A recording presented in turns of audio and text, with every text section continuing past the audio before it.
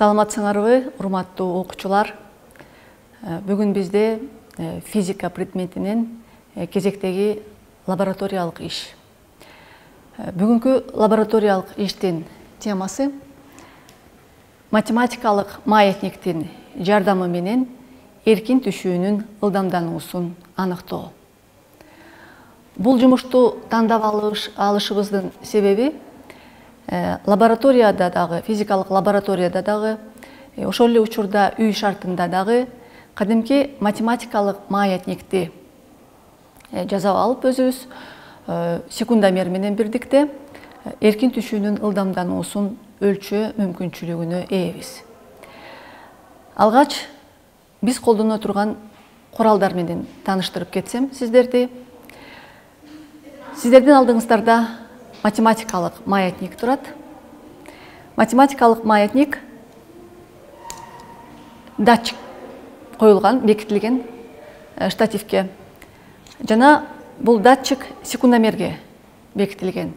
Секундомер бирдик убакыт ичинде жасалган термелүүлөрдүн санын көрсөтүү мүмкүнчүлүгүнө ээ.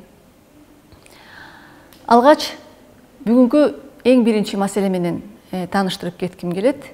Бул математикалык маятник деген эмне? Кандай маятникти математикалык маятник деп түшүнөбүз? Жалпы жонунан алганда маятник бул созулбас жипке бекитилген шарчадан турат. Же болбосо айрым китептерде созулбас жипке иленген нерседен турат деп карайбыз. Эгерде нерсенин өлчөмү жиптин өлчөмүнө салыштырмалуу жана жиптин массасы нерсенин же болбосо шардын массасына салыштырмалуу кичине болсо, мындай маятникти математикалык маятник деп түшүнөбүз. Демек, дагы бир жолу кайталап айткым келет. Биздин бүгүнкү лабораториялык иштин негизги максаты математикалык маятниктин жардамы менен эркин түшүүнүн ылдамдануусун аныктоо. Аныктоону үйрөнүү деп толуктап айткым келет. Азыркы учурда математикалык маятник тынч абалда турат. Эгерде сырткы күчтүн таасири астында кандайдыр бир бурчка жантайтып кыймылга келтирсек, математикалык маятник термелүү кыймылын жасайт. Биз билгендей, термелүү кыймылы бул кайталануучу кыймыл. Математикалык маятниктин тынч турган абалынан эң чоң белгилүү бир бурчка жантайгандагы чекит амплитуда деп аталат. Же болбосо нерсенин тынч абалдан сырткы күчтүн таасири астында кандайдыр бир бурчка жантаюусу, жантайгандагы чекит деп айтсак болот, амплитуда деп аталат. Ал эми толук бир термелүүгө кеткен убакытты термелүү мезгили деп айтабыз. Урматтуу окуучулар, баса белгилеп кетким келет. Математикалык маятниктин термелүү мезгили көрүнүп тургандай формула менен аныкталат. Т барабар 2π L бөлүнгөн G. Бул формулада G эркин түшүүнүн ылдамдануусу. Бул эркин түшүүнүн ылдамдануусу физикадагы өтө маанилүү турактуулуктардын бири. L математикалык маятниктин жиби, жиптин узундугу, созулбас жиптин узундугу L. Демек, биз бул формуладан көрүп тургандай, математикалык маятниктин термелүү мезгилинин формуласынан көрүп тургандай, термелүү мезгили, дагы бир жолу кайталап айткым келет, термелүү мезгили бул бир толук термелүүгө кеткен убакыт. Демек, термелүү мезгили амплитудадан көз каранды эмес. Шарчанын же болбосо жүктүн массасынан көз каранды эмес. Биз көрүп тургандай, термелүү математикалык маятниктин термелүү мезгили жиптин узундугунан көз каранды, жиптин узундугуна түз пропорционалдуу жана эркин түшүүнүн ылдамдануусунан көз каранды чоңдук. Биздин лабораториялык иштин негизги максаты математикалык маятниктин жардамы менен эркин түшүүнүн ылдамдануусун аныктоо болгондуктан, биз көрүп тургандай термелүү мезгилинин математикалык маятниктин термелүү мезгилинин формуласынан эркин түшүүнүн ылдамдануусун чыгарып алдык. Урматтуу окуучулар, мен дагы белгилеп кетким келет. Биз азыр математикалык маятник жөнүндө сөз кылып атабыз. Ошол эле учурда пружиналык маятник бар. Пружиналык маятниктин термелүү мезгилинин формуласы такыр башкача. Ошол себептен математикалык маятник жөнүндө сөз болуп аткандыктан, биздин негизги максат бул эркин түшүүнүн ылдамдануусун аныктоо болуп жаткандыктан, биринчи формуладан, демек, эркин түшүүнүн ылдамдануусун аныктоочу формуланы алдык, акыркы формуланы. G барабар 4π квадрат L бөлүнгөн T квадрат. P бул турактуулук 3,14. L бул жиптин узундугу, математикалык маятнигин созулбас жиптен турат деп айтпадыкпы? Ошол жиптин узундугу. А T бул термелүү мезгили. Термелүү мезгилин биз азыр ушул математикалык маятниктин жардамы менен аныктайбыз. Термелүү мезгилин билүү үчүн, табыш үчүн, T-ны табыш үчүн, бул жерде T термелүү мезгили болуп атпайбы? Ушул T-ны аныкташ үчүн биз n термелүүгө кеткен убакытты ошол термелүүнүн санына бөлөбүз. Же болбосо 10 термелүүгө кеткен убакытты ошол термелүүнүн санына бөлсөк, термелүү мезгили келип чыгат экен. Эркин түшүүнүн ылдамдануусун аныктоочу формулада биз көрүп тургандай, термелүү мезгили бизге белгисиз. Ошол термелүү мезгилин таап, керектүү маанилерин коюп, анан гана эркин түшүүнүн ылдамдануусун табуу мүмкүнчүлүгүнө ээбиз. Алынган жыйынтыктарды, азыркы биз лабораториялык иште алынган жыйынтыктарды таблицага жазабыз. Таблица берилген бизге. Биринчи n бул өлчөөлөрдүн саны. Мугалимдер айтса керек, канчалык өлчөөнүн саны көп болсо, алынган жыйынтыктагы маанилерди кошуп, өлчөөнүн санына бөлүп, орточо маанини алабыз. Орточо маани бул так даана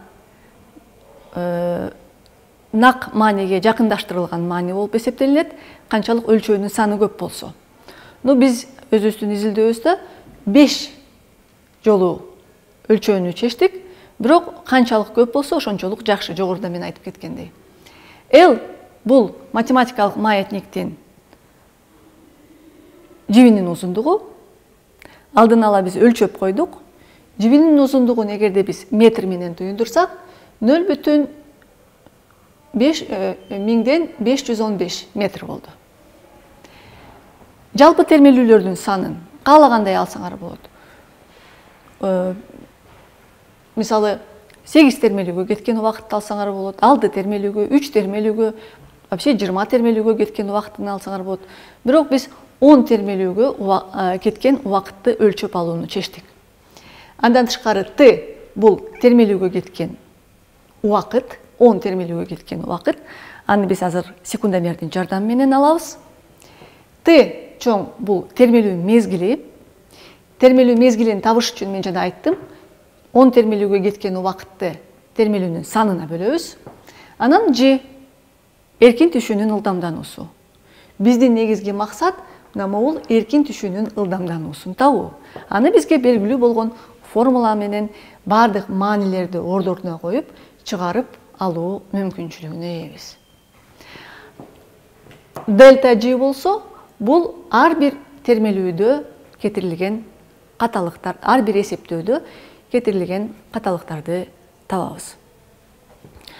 Эми кийинки этапка өтсөк,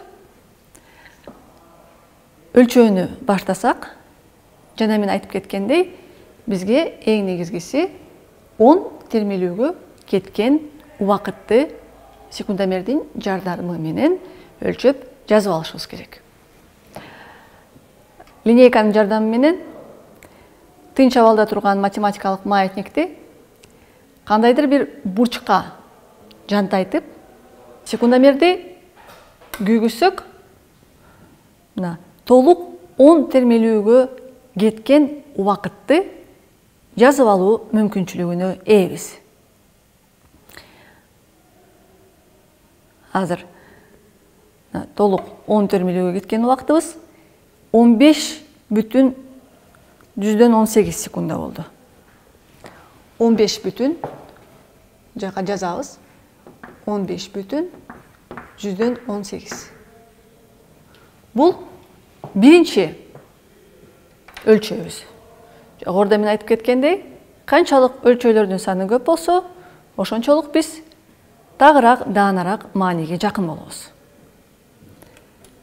Кийинки эсептөөбүздү баштасак, ошондой эле кандайдыр бир бурчка жантайтабыз. Демек, мен кайра болжолдуу шарды кыймылга келтирем дагы, секундомерди кой берем дагы. Толук 10 термелүүгө кеткен убакытты жазып алабыз. Толук 10 термелүүгө кеткен убакытты секундомер менен жазып алуу жөндөмдүүлүү. 10 болду, 15-18 болду. 15-18. Бул дагы 15-18 болду. Дагы бир жолу өлчөйбүз. Сброс стопту басып, биз кайра секундомерди нөлгө коебуз дагы, кайрадан өлчөөбүздү баштайбыз. Кайра эле 15-18-ди көргөзүп атат. 15-20. Акыркы жолу өлчөйлү. Акыркы жолу өлчөйбүз. Жип канчалык узунураак болгон сайын, ошончолук термелүү мезгилине кеткен убакыт көбүрөөк болот. Жиптин узундугунан көз каранды. Азыр бизде 15-19 болду. 15-19. 15-19. Демек, урматтуу окуучулар, азыр биз силер менен ушул 10 термелүүгө кеткен убакытты өлчөп алдык. Молжуктун бардыгын тең 10 менен толтурабыз. Толук 10 термелүүгө кеткен убакыт. 10 термелүүгө кеткен убакыт. Эми кезектеги кийинки биздин максатыбыз бул термелүү мезгилин табуу. Формулада көрүнүп тургандай, эркин түшүүнүн ылдамдануусун табыш үчүн термелүү мезгилин билишибиз керек. Демек, мен айтып кеттим, термелүү мезгилин табыш үчүн убакытты 10 термелүүгө кеткен убакытты термелүүнүн санына бөлөбүз. Жаңы эле биз бардык өлчөөлөрдү жүргүздүк.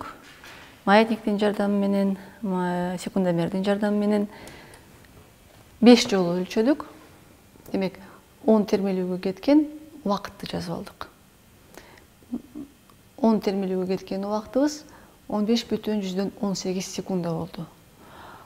Окуучулар, урматтуу окуучулар, белгилеп кетким келет. Биз эсептөө жүргүзгөндө ар дайым бирдиктерди, ар бир чоңдуктун бирдиктерин бир системага келип эсептешибиз керек.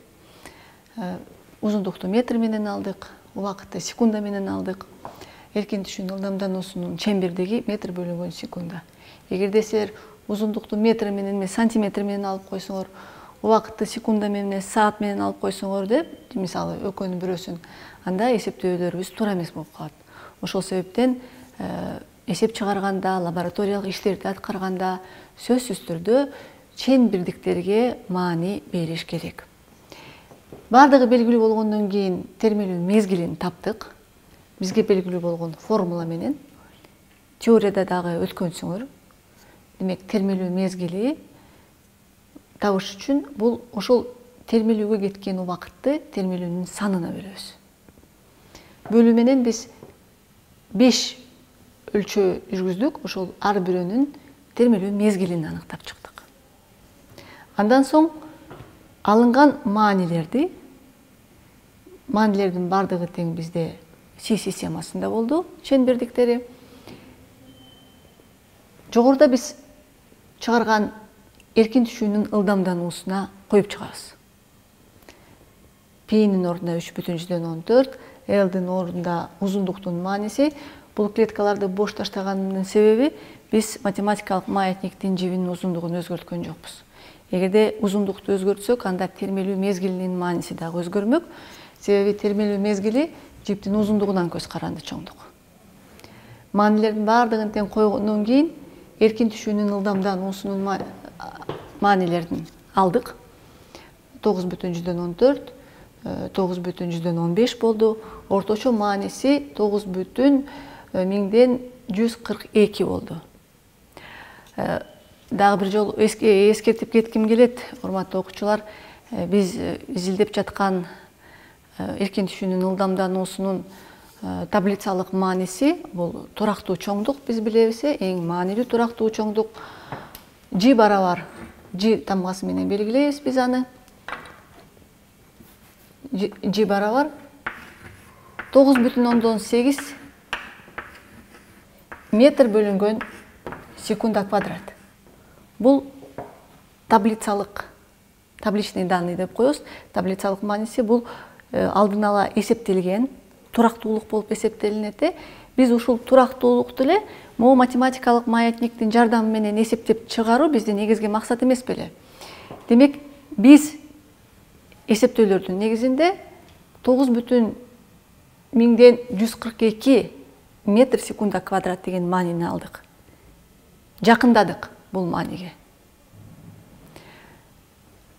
Мындайча айтканда, биз аткарган бүгүнкү максатка ылайык аткарган лабораториялык ишибиз максатына жетти деп айтсак болот.